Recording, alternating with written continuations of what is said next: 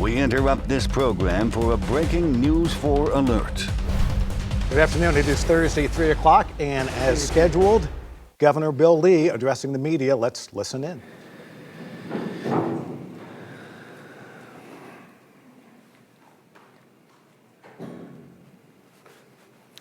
Thanks for joining us again today. Before we begin to talk about schools, I want to talk about an executive order that I signed today to honor the life of Deborah Johnson, the 38-year veteran of the Department of Correction that tragically lost her life in the line of duty last year.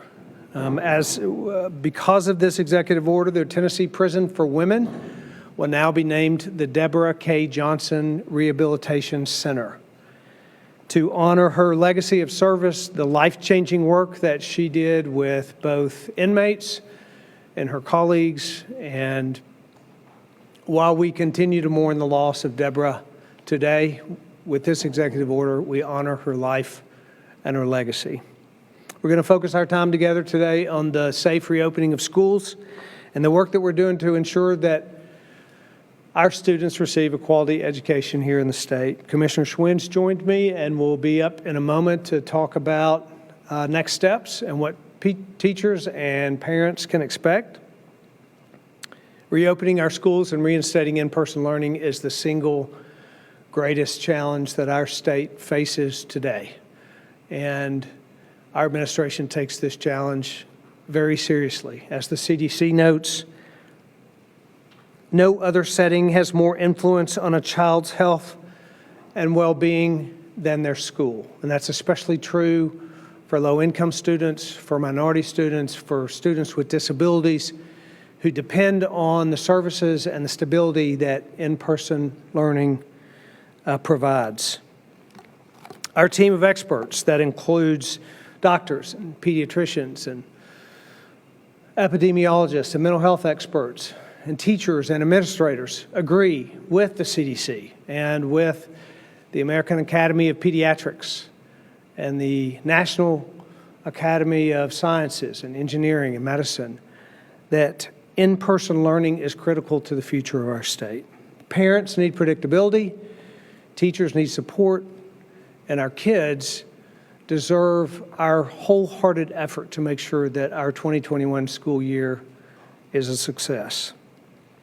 With so much of the conversation's been focused, rightly so, on the health and well-being of children, academics and attainment are a very important part of the conversation as well. A recent study by Northwest Evaluation Association uncovered some very concerning trends with our kids. In the summer after third grade, kids lose on average 27% of their attainment that they received the year before in math. By the time kids are in the 7th grade, that loss equates to almost 50% of the attainment in math that they received in the year before. The longer our children are out of the classroom, the more they lose. To put that in perspective, Tennessee currently ranks 25th in 4th grade math attainment. We're in the bottom half in 8th grade math attainment. And while our kids have made tremendous efforts and our educators have done a significant level of work to move our kids forward in the last 8 or 9 years, we cannot regress.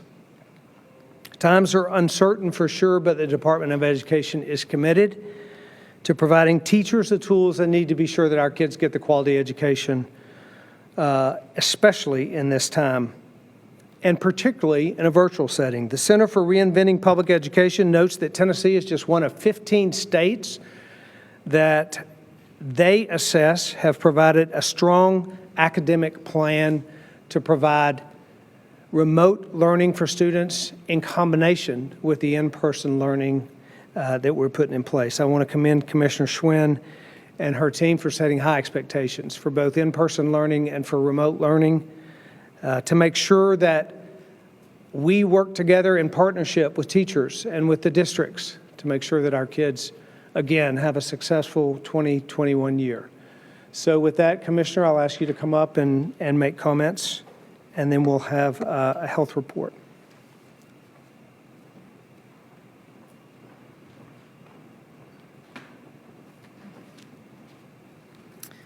Thank you, Governor Lee. Appreciate it, the invitation. Hello, good afternoon. School reopening is upon us. As of today, we have about a third of the districts in the state of Tennessee who have opened. We'll have another third of districts that will open next week, and about 20% that will open over the last 2 weeks of August. About half of our districts are opening full in-person with a remote option. We have 10 school districts who will be opening remote only. The remaining 43% of districts will have some version of hybrid. What the good news is all of our districts have some version of remote learning for those families who need it. But what we're finding is across the state, for the 50% of districts who are opening full in person, about 20% of parents are choosing the remote option. The rest are choosing to send their children to school in person. And so that's the current status of school reopening here in the state of Tennessee. One of the things that we've been working on, and I think to the governor's point about focusing on high quality instruction for all students, regardless of the seat that they are sitting in, is we've been working as a state on continuous learning plans. Now, these are plans that help outline what learning should look like in a remote setting if a child is being educated in that way. I want to give a brief update on that because, again, wherever a child is sitting, they do deserve the right to a high-quality education, and we are helping to make sure that that takes place. Our districts have been working incredibly hard. We've received 222 plans as of this morning. 100% of our public charter schools have submitted plans, and we have plans for about 2/3 of our school districts. The remaining 1/3 have an extension until the end of the month based on their reopening plans. In all cases, approved plans demonstrate a high bar for the education they will be providing for their students. And I want to commend both the superintendents as well as their district teams for putting so much time and energy into very creative solutions for what has been an unexpected year. And so they've been just working incredibly hard throughout the summer on these plans. Last week, we talked a little bit about PPE and some of the resources that we are devoting as a state to help keep staff safe and healthy when they return to school buildings. I want to again thank the governor for investing $77 million in teacher kits. On top of that, there are nurse kits, and we are excited to say school nutrition workers and additional staff will also receive critical supplies. Now, this is on top of what we already expect our districts to be providing to their schools and to their district sites. We know they are doing that investment and working really closely with school sites to provide as much safety material and equipment as possible. But our teachers will receive masks, face guards, disinfecting wipes, and hand sanitizer, as well as gloves. Those initial supply kits are in process of being delivered. Some have been delivered already. And we have a single point of contact at every school who, when supplies get low, will be able to refill and restock and reorder. And that way, all teachers and staff will have those critical materials throughout the school year. But today, and I want to thank TEMA, they've been phenomenal in making sure that that gets out very, very quickly. Today, though, we're here to talk about academics. We are very proud that we are one of a few states who have prioritized both the health and safety of those folks who are returning to school buildings, but also ensuring that we continue this very strong legacy in Tennessee of accelerated student achievement and growth. And so today we are launching Best for All Central. Best for All Central is an online academic tool, and it will provide school leaders, educators, and families with a suite of academic resources to support student learning in any environment and context. First, there are professional development resources. Now, we've talked a little bit about how we offered free principal professional development through the University of Tennessee at Knoxville, as well as free teacher professional development through Trevecca throughout the summer. About half of our principals participated. We have over 20,000 teachers who've participated, and those opportunities have continued through August. Best for All Central will add on top of that, and it will offer things like preparing your distance learning classroom, ongoing teaching and learning and remediation supports in a distance learning environment, how to build relationships and communicate routines coming back from extended periods of closure. So those are additional resources we are providing to our educators and leaders across the state. In the coming weeks, we will also continue to add for things like whole child and child well-being supports, as well as to paraprofessionals, et cetera. The tool also has a standards navigator. So for those folks who get really wonky in education, it's a fun tool that you're able to navigate all of the Tennessee state standards for parents to be able to understand what the expectations are with the standards, and then link those to actual assessment items that have been used previously on state tests. So if you want to be able to support or check your child's growth at home, you can look up any standard and it will be able to, for math and English, connect to an actual assessment item to see how your child is progressing. Again, we want to make sure that families and educators have as much information as possible as we navigate this year together with our schools and our communities. These resources are available in math and in English language arts, and we will have additional subject areas in the coming weeks. Additionally, we have a series of instructional videos on the site. Those will be in ELA, math, and science, and we will have additional content areas added. And again, that is so families and educators are able to see an entire school year of instruction on video, so that regardless of where the child is being educated, and also because we know that teachers are going to be using some very, very interesting school models this year, they're going to have additional opportunities to provide remediation for in-person learning for those students who need it. This is a suite of resources that allows for greater flexibility both at home and in the classroom. I want to say thank you to Hamilton County Schools, Overton County Schools, Fentress County Schools, and Marshall County Schools. The educators in those communities are providing a lot of the resources for these videos, and we are offering additional grants to districts who want to submit additional videos. But again, this isn't just the Department of Education. These are superintendents and districts working together with the department to be able to produce resources for all of our educators and families to use across the state. The next site that we are launching today in partnership with Best for All Central is a family remote learning site.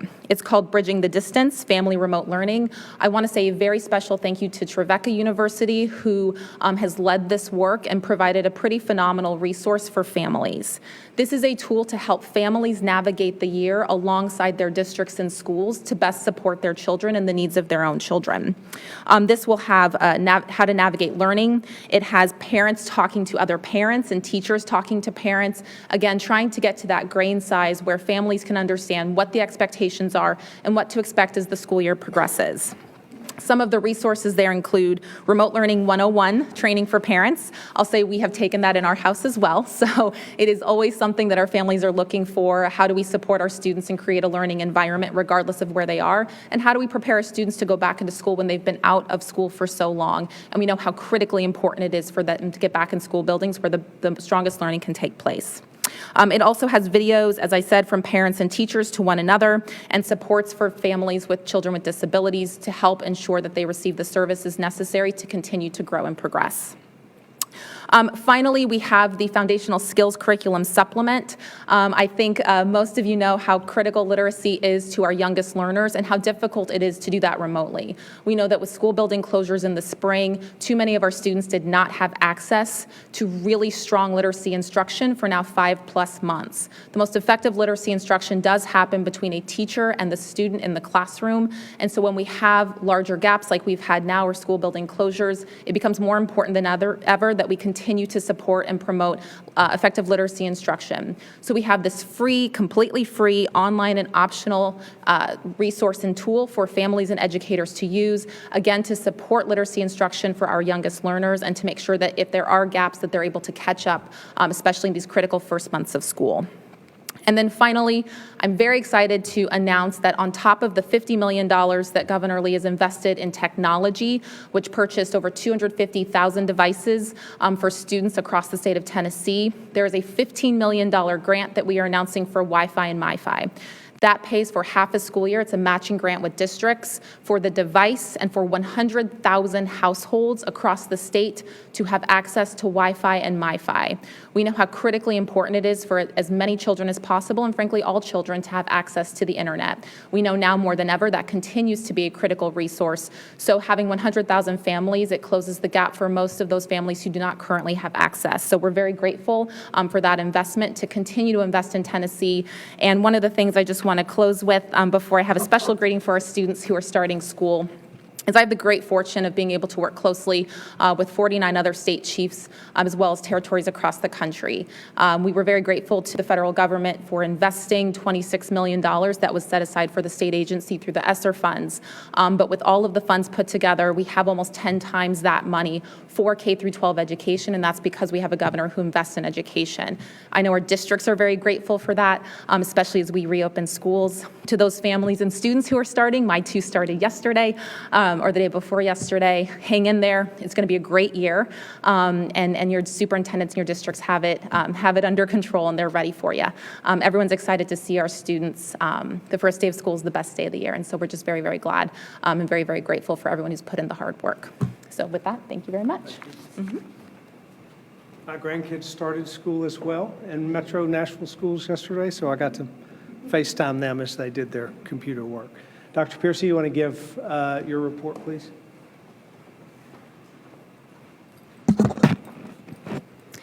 Good afternoon. Thank you, Governor.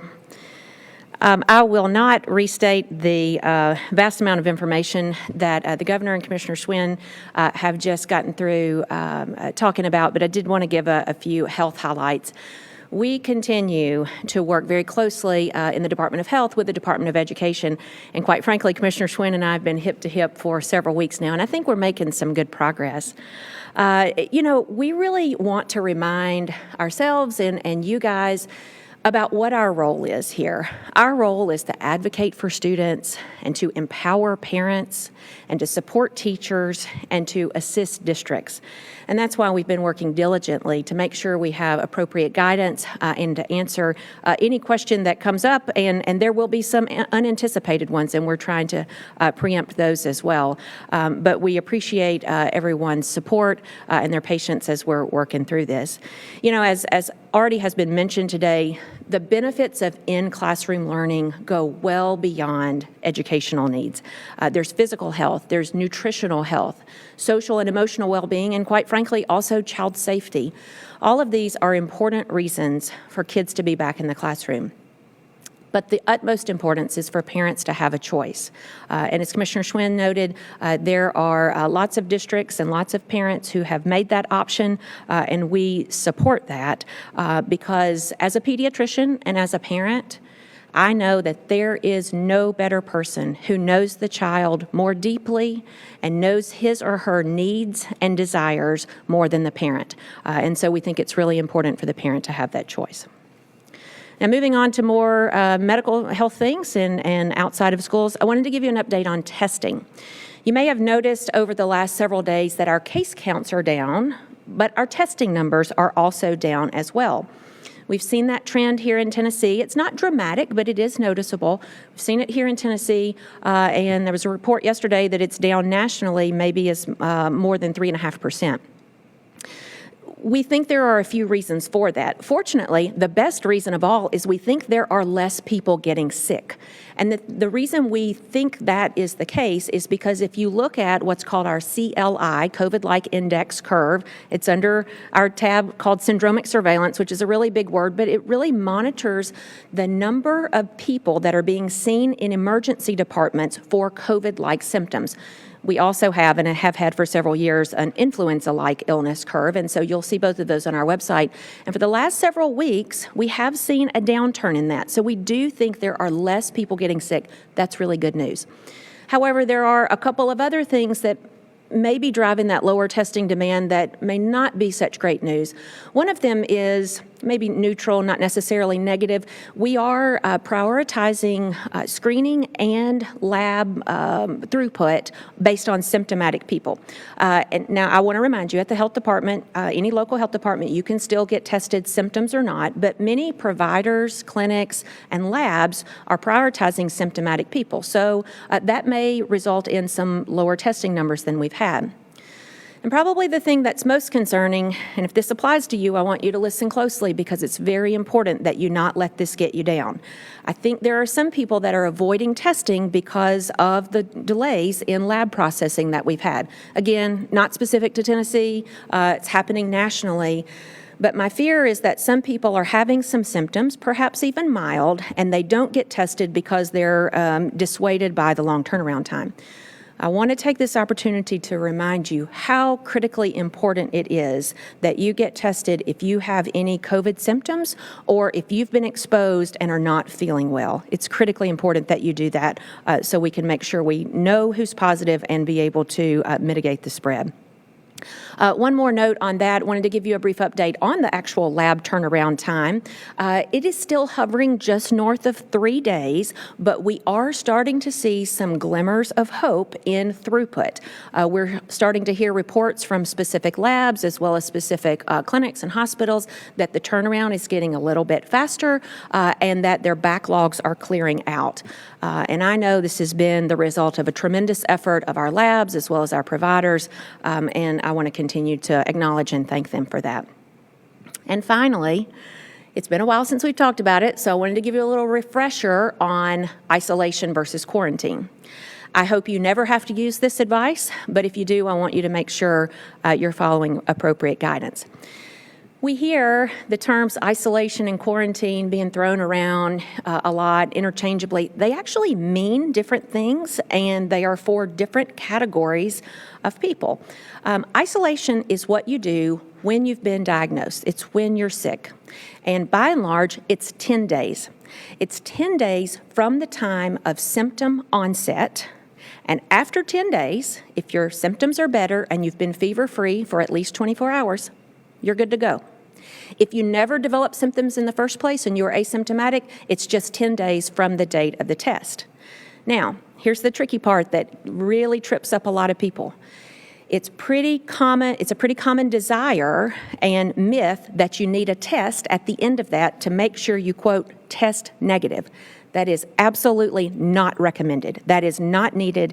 In fact, the CDC actively discourages you, if you have had a positive test within the last 3 months, to not be retested unless you have extreme circumstances or perhaps a new illness. So when people get tested unnecessarily, that contributes not only to the backlog in the lab, but it also contributes to the time that they're out of the workforce, they're out of school, perhaps out of earning income. So it's really important after those 10 days, go back to work, go back to school as long as you're feeling well. Now, contrast that with quarantine. So that was isolation. Let's talk about quarantine. And a lot of people use quarantine to talk about what they do after they get sick. That's technically not the right term, but we'll let it slide. But for quarantine, that's what you do after you've been exposed to a confirmed case. Brings up an opportunity to talk about what exposure really means, and that is close contact. It is not passing by somebody at the front desk. It's not meeting someone in the hall or seeing somebody from across the room. It's defined as less than 6 feet for 10 minutes or more.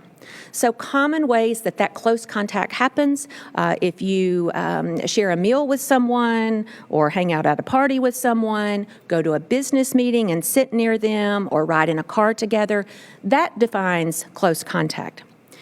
If you've been exposed to somebody within that close contact realm, you need to quarantine at home for 14 days. What I'm about to say may surprise a lot of you, but it's really important.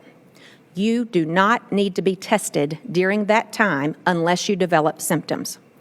We hear it a lot, and it's a normal and natural response, but the common thought is, well, I'll wait 5 or 6 days, and then I'll get tested, and if I'm negative, I'll go back to work or school or whatever. There is no way you can, quote, test your way out of quarantine. It's 14 days, and that is because that is the incubation period of that virus. It likely will show up much sooner than that, but in some people, it could take the entire 14 days. If after those 14 days you don't develop symptoms, again, good to go. You do not have to have a test at the end of that quarantine, and you do not have to have any kind of special assessment to clear you from that. After the 14 days, if you're still well, you're able to go back to work or school, your normal activities. So again, I hope none of you ever have to use either of those, but if you do, I want you to have the best guidance. Thanks. Thank you, Dr. PIERCEY. Thanks to both of y'all. A lot of information. I'm sure there are a lot of questions, so why don't we get right to them? Good afternoon. My first question is for Dr. PIERCEY. Why don't you two just stay up here? I think that's probably going to be most helpful. Is there an update at all on how you will collect data for COVID-19 in schools? I know, for instance, I was just looking at some data, and I noticed North Carolina, for instance, they do it twice a week, Tuesday and I believe Friday, and they look at clusters in schools and in daycare. So is there an update on how you guys will actually do that? And then my second question is for the Education Commissioner.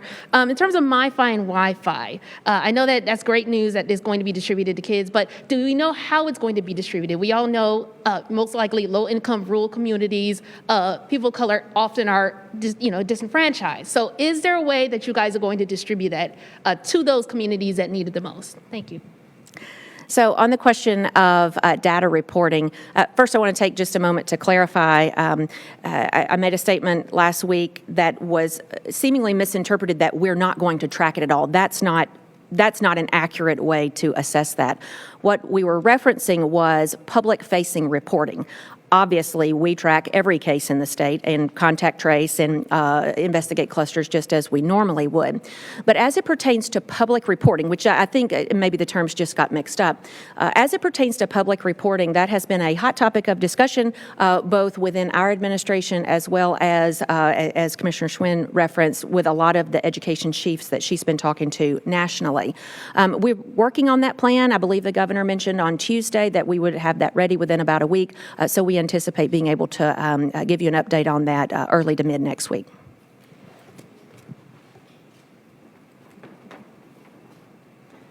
So first of all, thank you for asking about that. I think it's one of the issues that we talk a lot about within education communities, and I think it's really highlighting some of the needs that we can use this time to fill. So yes, so districts will have equal opportunity to the devices, but it will be prioritized for those families who need it.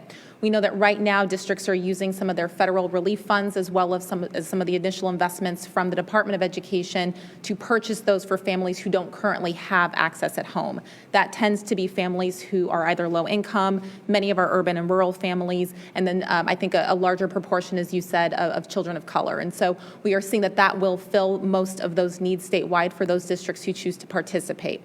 It is a reimbursement grant similar to the technology grant we announced earlier. So districts who are purchasing both the actual box as well as the service for a year, the department will essentially pay for half of the cost of that. Districts then match funds. Again, that opens up and frees up more funds for more devices and more supports for students. But again, 100,000 households, most of those households have multiple children who will now have internet access. We think it's incredibly important, not just to address the pandemic, but frankly for children to have access to that regularly. So we're very excited about that. Thank you.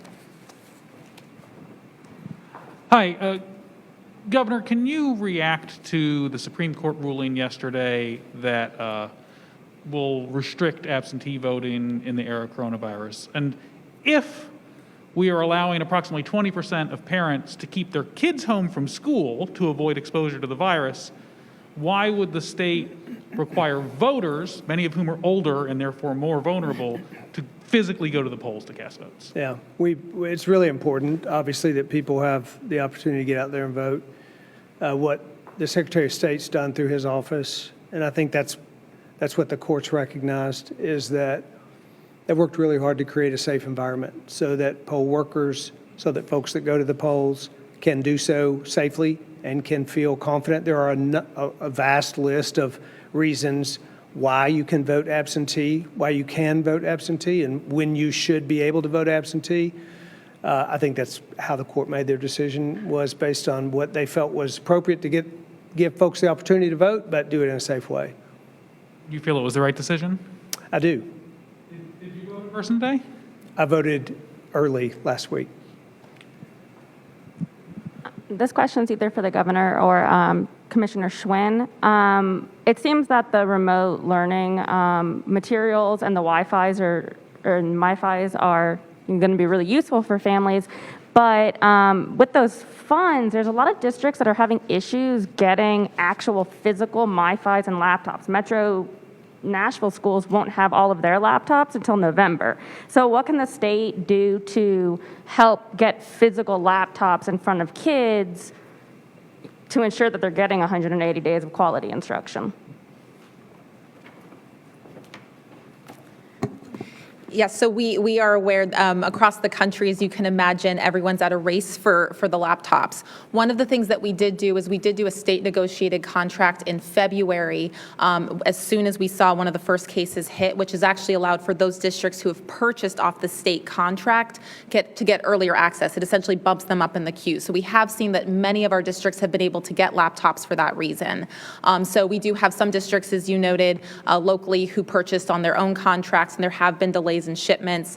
Those usually extend to August, September. We have heard of some of those last delays going until October and November. But again, what I would say is that the majority of our districts are going back in person. We want to make sure every single student has access to a quality instruction. So for those districts who are relying on laptops, either because parents have chosen to educate their children in a remote environment, or because we do have those 10 districts who are educating their children in a remote environment, we are encouraging creative solutions. So things like those laptops and computers that are currently sitting in classrooms, we know some districts are sending those home.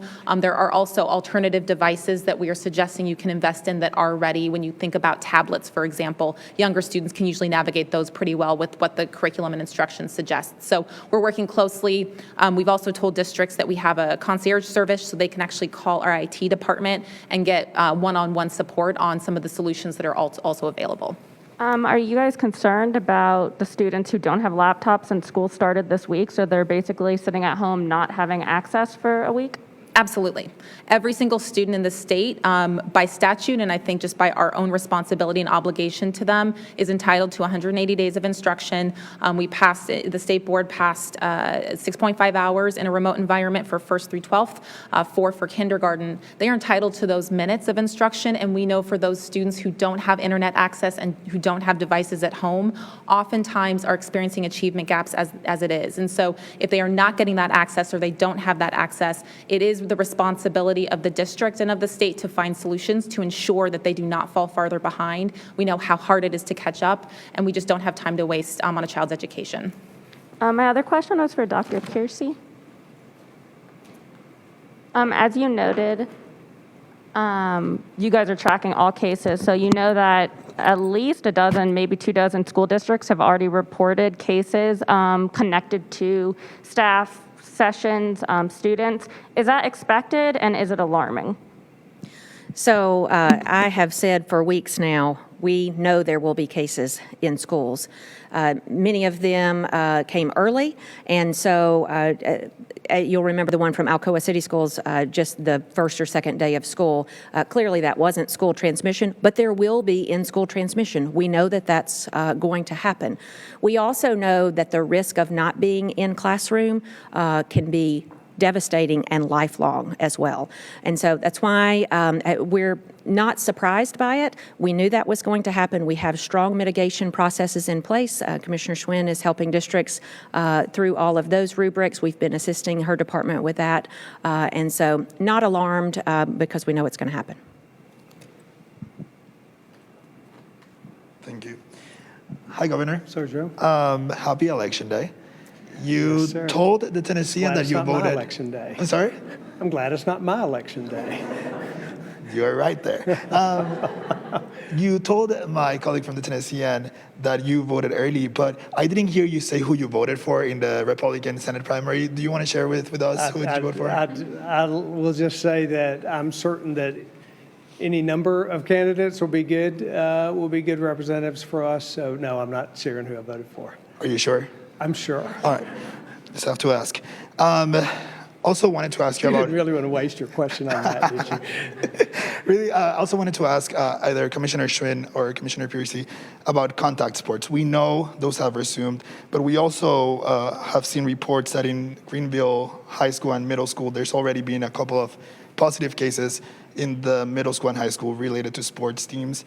How can you ensure that kids are safe, but also having this, this participation in these contact sports where people could, have close contact? You want to answer?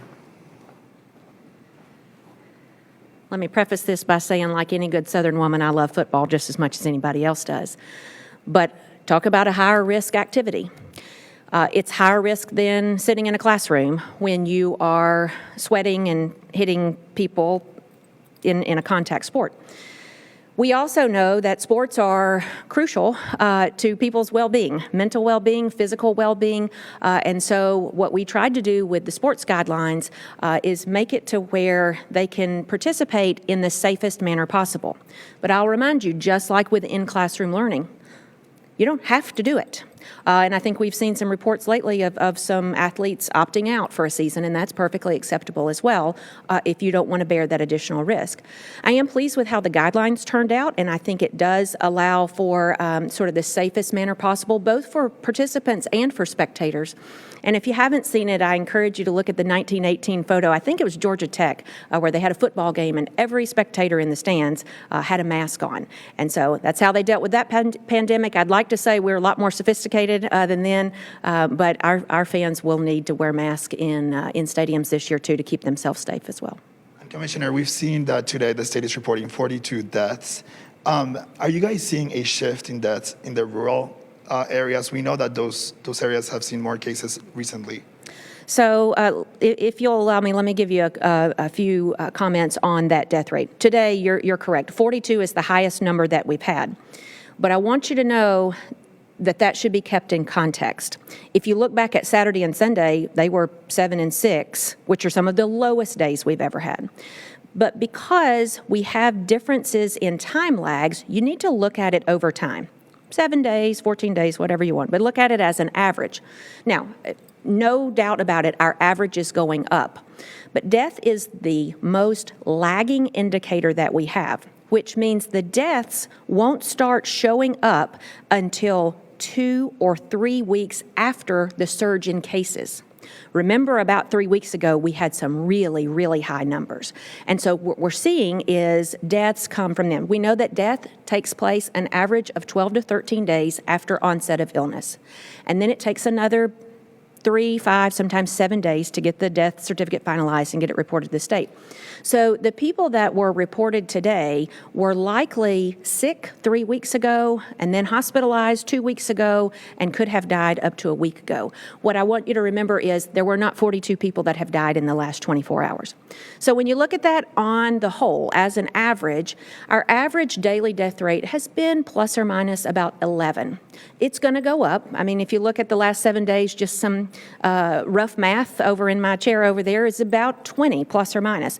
And so we are watching that trend go up, and we know that deaths will go up as case counts go up. And so we're starting to see that because it's a lagging indicator of what happened a few weeks ago. So, and to your point about rural, it's happening everywhere. The rural cases are going up. We know our population in rural areas have higher comorbidities and are oftentimes an older population. So we expect the deaths there to be at least commensurate, if not higher. Thank you. Thank you. Yes, I know you said you had voted early for this election. Have you ever, considering all the talk about absentee balloting and litigation, have you ever taken advantage of early voting? And You mean what? of absentee voting? Yes, excuse me, for absentee balloting. I don't recall voting absentee. I'm 60, so I voted a bunch of times, but I don't recall voting absentee. I think mostly just, I may have voted absentee in college, but I don't remember. Right, and when you were in Alabama? In the state of Alabama. Not the University of Alabama. That's correct. I guess one of my questions, though, it looks like turnout is really just a trickle today in Metro Nashville. And also, I believe it's kind of pretty slow in Memphis, too, Shelby County. Considering all the talk about absentee balloting, why didn't the state just go ahead and make a big push during this pandemic to make it more accessible and just go along with all these people that have brought litigation against the state instead of fighting it in an effort to make it easier for people to stay at home and vote, and so they wouldn't have to worry about going to the polling places, wearing a mask, and going through all of that. Yeah, I've talked to the Secretary of State about what his plan. He's been working on this for months and months, and we've seen states that have used significant online voting. I mean, absentee voting that have had significant problems because of the massive increase that that they had in their absentee voting. So there are problems with whatever strategy you take. I think the Secretary of State has done a great job of planning for this. There haven't been long lines. I talked to him about the voter turnout today, considering the type of election that it is. It's not unusually low. We don't know what the turnout's going to be yet, but I would just say I think the Secretary of State and his office and the direction of the state has taken the right approach to this, and it's been a good outcome so far. But how can the outcome be good if it's just a trickle at the polls? Well, I think he's expecting somewhere between 600,000 to 800,000, maybe 800,000 or more vote in this election today. And in an off-cycle election with no gubernatorial, no presidential, no county mayors, no sheriffs, we expect there to be a lower turnout in an election like this. We'll just have to see what the numbers are when they're done. Okay. Hey, Governor. Jonathan. I won't accuse you of being an Alabama alum or ask you who you voted for or anything.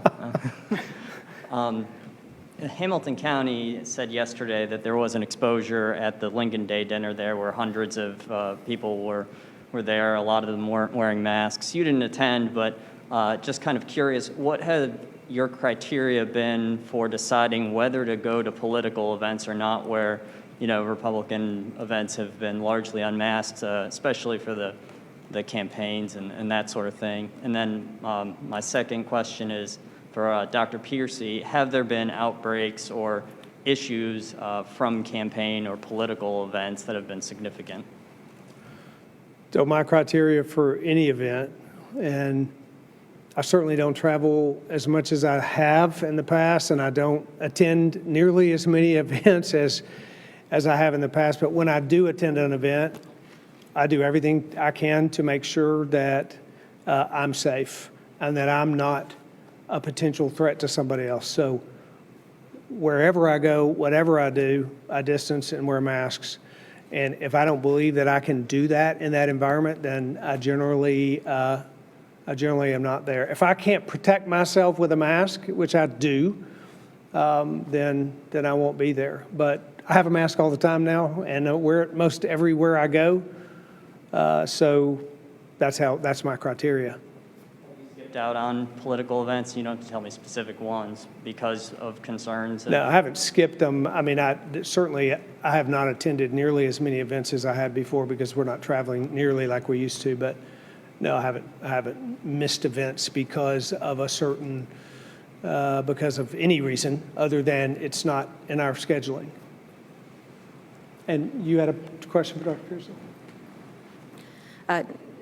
Related to clusters or outbreaks in political events, I'm not aware of any other than the one that you mentioned. I read about it in the lay media, but we have not tracked any, to my knowledge, from any of the events that have taken place in the last few months. Thank you. Phil? Hello, Governor. You say you are following the CDC guidelines, but the CDC guidelines say if someone in a classroom tests positive, then everyone in that classroom should be tested and quarantined. Your plan does not follow the CDC guidelines. You said last week it was because of a lack of testing capacity. If we do not have the capacity to follow CDC guidelines, how can we safely reopen schools? Well, we follow the guidelines to the extent that we think that's possible. The turnaround time in testing obviously creates a real challenge for congregate settings like schools. So we're developing with the resources and the limitations that we have, we're developing the best strategy to go forward, accepting and following the CDC guidelines to the degree that we can to make sure that we provide as much safety as possible when we provide in-person schooling. And I guess I'll return to my question. If you do not have the ability to follow CDC guidelines, how can you say you are safely reopening schools? The CDC also says that the best way for kids to learn and that we should have in-person learning. That's their guidance as well. I'm talking about testing capacity. I'm sorry? I'm talking about testing everyone who is in the classroom. So they give a number of guidelines, and as I said, we follow, to the degree that it's at all possible, we follow guidelines to move forward with what we think is best for our state. And then I have a quick question for Dr. PIERCEY. You mentioned an average of 3 days turnaround time. What's the range? I mean, because 3 days is the average, but what are the outliers? Sure, yeah, that's a fair question.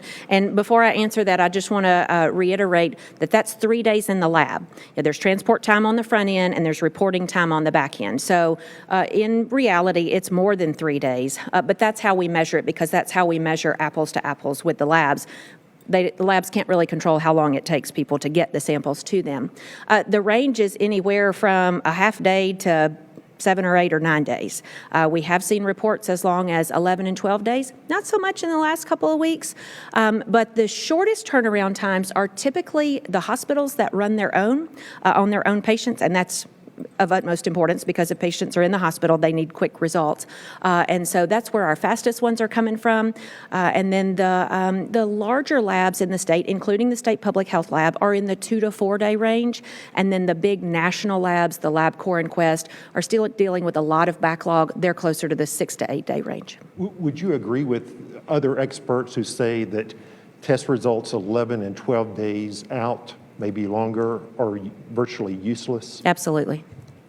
They're useless. If it takes that long to get a test result back, we can't do appropriate tracing. We can't do appropriate isolation or quarantine, as it were, we just talked about. And so it is a significant detriment to our efforts to have extended turnaround times like that. That's why we're so motivated to change them. So are we failing those Tennesseans? And I think Tennesseans have really stepped up, and particularly Tennessee Labs. You'll remember early in this, it was one of our critical key success factors in the testing ramp up that we had back in April and May. Our commercial private labs in Tennessee really stepped up to the plate.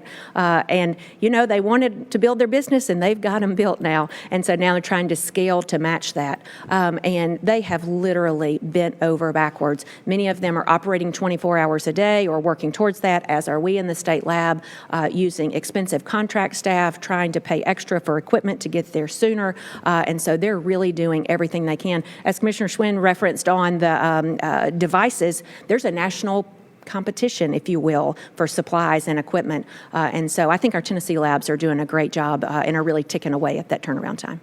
Thanks.